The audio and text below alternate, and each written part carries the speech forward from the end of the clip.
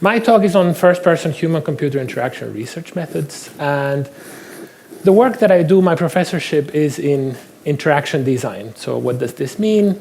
You probably all have a mobile device in your pocket or a tablet somewhere, and we've been looking at situations such as this one, where groups of friends might get together in a cafe or in a bar, and they might feel like sharing pictures together or playing a game together. So this is an example of having mobile devices, but it's not just small devices. The scale goes up, so it can be interactive tables, interactive walls, or even interactive rooms, such as this one, if we had large technology. So in this work on interaction design, usually the number of participants or people, everyday people that take part in these studies ranges from between 6 to 24 participants. This can be at the beginning of the design process, where we will sort of study the dreams and aspirations of everyday people, and we will try to support these dreams through technology. Then we will implement something, prototype it, design it, and then we will do evaluations. So again, in these evaluations, we might invite between 6 and 24 participants. So these are the sort of numbers that are used regularly in doing research in my area of human-computer interaction. However, from the title, today we're talking about design research where the sample is one person. So there's a series of different approaches. One of them is autoethnographic approaches. So imagine, for example, if you take the experience of one person to design an MP3 player, or the experience of one person to think of feedback systems, so a skateboarder can learn new tricks. Now, these two examples sound a bit random, but they're actually published research in human-computer interaction. Another approach is autobiographical design. The change here is the word design, where actually the design researcher built something. And there's a wonderful example of a prototype called the video window, where the design researcher put a display. So imagine in a flat, instead of having a chimney, you would have a large display, and that display is hooked to a camera in the roof of this flat. So the family members can have a constant view of whatever happens outside in terms of the weather or in the rooftops. And usually autobiographical design implies prolonged use, so long-term use of these technologies. It's not just building them, but it's also using them over time. And the third approach is autoethnography. And this is what I'm going to be talking to you about in a bit more detail. So autoethnography is a long word, and let me break that down into parts for you. So this all comes from ancient Greek. And if we start with the end, grapho means writing. So autoethnography is a type of writing. If we look at the beginning of the word, autos means self. So it's a type of writing that's based on the experiences of one person. And ethnos means nation or culture. So if we put all that together, it means that autoethnography is a type of writing that is based on the experiences of one person to make sense of cultural experiences. And I wrote an autoethnography, and Harry already sort of gave away part of it, because that's me in the picture, but that's fine. So the context for this autoethnography that I wrote was that I was back home in Chile, and I had 4 jobs. So I was a graphic designer. I was doing freelance work as a designer as well. I was starting with teaching, with education at university level, and I was a professional football referee. I had a Nokia device at the time back home in Chile, and my mobile phone was ringing constantly. It was driving me nuts. So at one point, every 15 minutes, I would get a call.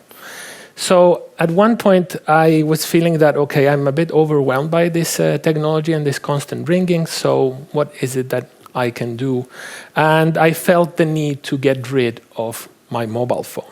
And this is what the autoethnography was about. And as I mentioned in the previous slide, There is the long-term use or non-use of technology in this case. So I didn't use a mobile phone for 9 years.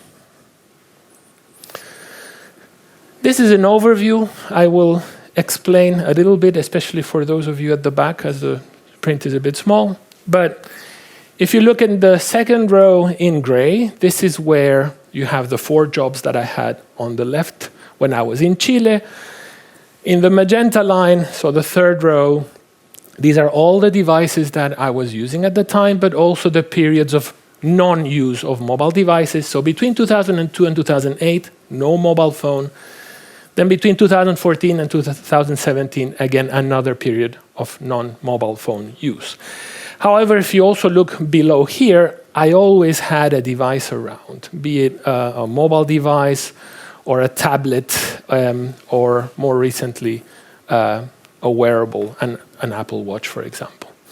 And what you see here in yellow are the different apps and the different technologies that I was using to stay in touch, for instance, with my family back home in Chile, I mean, or locally as well. So one colleague of mine from the Netherlands saw this graph and said, oh, this is interesting. Is there any relationship between you commuting to work by bike and not having a mobile phone? And I thought, oh, that's interesting. I hadn't thought about that. And of course, there's a connection to that. Why? Because my commute in Chile, I was driving a car. My commute was 1 hour long in both directions. My commute in Finland was about 45 minutes. And I couldn't really use my bike because I lived in Pispala, so on the western side of Tampere, and Hervanta was on the other side and also up in the hills. So riding my bike up there was a bit of a long trip. So of course, in the Netherlands, I was only 15 minutes away from home. So yes, I could ride my bike. In Denmark, it was 10 minutes. So what was the sort of real disconnection during those times? Well, it was the time when,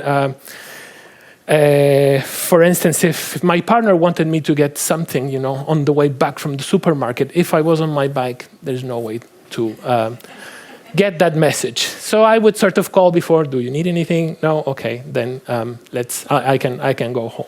Of course, if I have an accident, if I fall, then okay, I also don't have a phone. There's no way for me to inform or tell the hospital or call a hospital or an ambulance. So there are some potential challenges. If you're interested, please read the autoethnography. It covers different aspects. For instance, ways in which I was staying in touch with my loved ones back home in Chile, but also locally. Implications for work. My work is in mobile human-computer interaction, so I'm an expert in interaction with mobile technologies. I worked for Nokia Research for many years, and he was the expert that does not want to use a mobile phone. So there was at one point this aspect of having to confess to my colleagues. They would say, oh, give me your number at a conference and we'll meet later. I don't have a phone. So if you're interested in their reactions, you'll find all of that in the paper.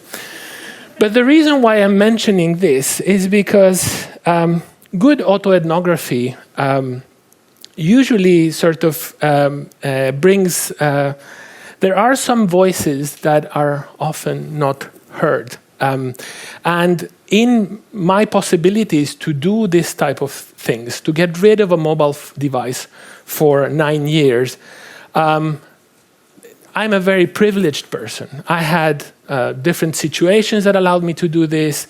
I had my partner that helped me with this. I had my kids that were going to daycare, Paivakoti, right next to where we lived. So everything was sort of under control. However, in the current situation where we are here in Finland, and the current government is sort of thinking of policies that are inevitably designed to make migrants such as myself feel uncomfortable and not feeling welcome here. I think it's important to think about these topics, to think a little bit about inclusion, to think a little bit about, as I said, in the spirit of sharing voices that might not have been heard. I am extremely privileged. I have a voice, I have a platform. This will be recorded, this might be heard later on by other people. However, think of those individuals, think of those refugees, for example. They don't have a choice. I have a choice. And I think that in the context of what is happening today with some of these policies that I just read this morning are inspired by things that are happening in Denmark. I was in Denmark when some of these policies were put into place. There were many reasons why we left Denmark, but inevitably, yes, that was one of them. So I think it's important to hear these voices, the voices of people who are less privileged, not like me. And I thought that, well, since now I have a bit of a platform, then maybe this is a time to talk about these topics. Thank you.